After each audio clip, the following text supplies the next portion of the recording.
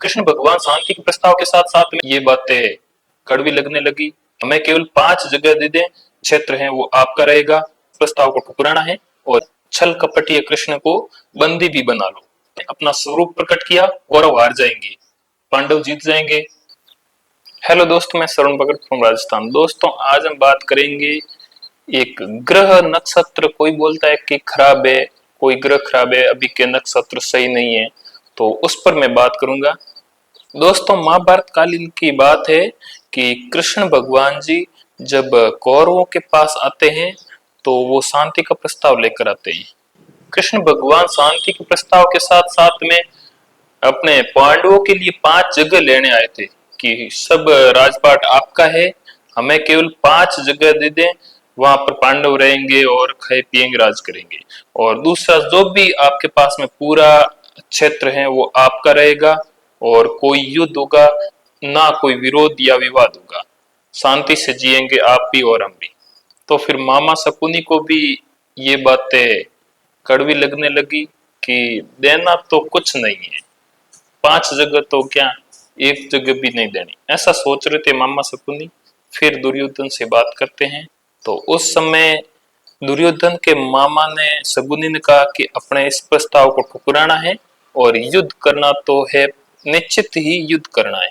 और मामा शकुनी ने कहा कि इस मेरी मानो तो इस कृष्ण, छल कपटीय कृष्ण को बंदी भी बना लो, ताकि अपने युद्ध शुरू करेंगे तो युद्ध में ये पांडवों का पक्ष लेकर हमारे साथ कोई छल कपट न कर सके।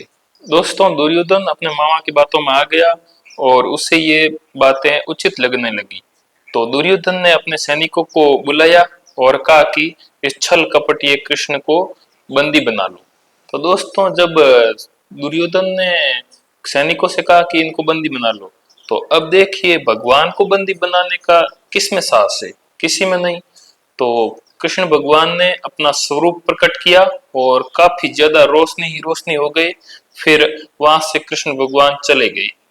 जाते जाते ये भी कह के गए थे कि अब युद्ध होगा, शांति का प्रस्ताव लाया था वो विफल रहा, अब युद्ध होगा।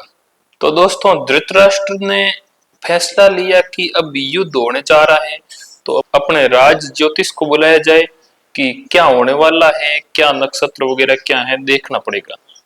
तो राज ज्योतिष को बुलाया गया और उन्होंने अपने ने टिप्पणी वगैरह में देखा के पूरा स्पष्ट देख के धृतराष्ट्र को जवाब दिया कि अभी दुर्योधन का राजपाट दिख रहा है, अगर आप युद्ध में जाते हैं तो विजय होके लौटेंगे, ऐसे नक्षत्र दिखा रहे हैं, तो आप युद्ध का ऐलान कर सकते हैं।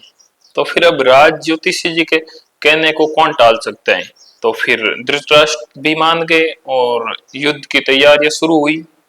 ठीक है, युद्ध हो रहा है और 8 दिन बीत गए और उसमें कौरवों की आधी सेना तो पानी के बहाव चली गई। लगातार 8 दिन बीत गए और धृतराष्ट्र बहुत ही परेशानी में दिख रहा था। अब लग रहा था कि कौरव हार जाएंगे, पांडव जीत जाएंगे। तो फिर ऐसा लग रहा था, तो फिर राज ज्योतिषी जी को वापस बुलाया गया और पूछा, आप तो बोल रहे थे कि अपने नक्षत्र पक्ष में है और राजयोग दिख रहा है, दुर्योधन राजा बनेंगे, ऐसा बोल रहे थे ना, क्या हुआ? अभी 8 दिन तो हो गए, हमारी तो आधी सेना निपट गई है, तो अब क्या है आप बताओ वापस।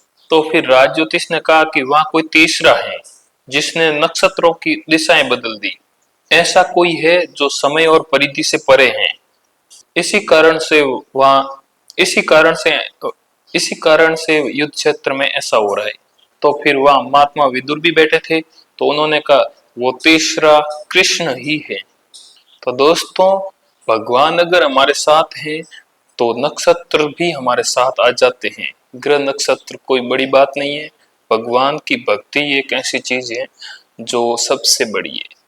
तो दोस्तों इसी प्रकार के और भी अच्छे अच्छे वीडियोज आते रहेंगे, आपको सब्सक्राइब करना है, कमेंट करना है, और अगला वीडियो इसी प्रकार का चाहिए तो इसी वीडियो के नीचे कमेंट जरूर ही जरूर करें।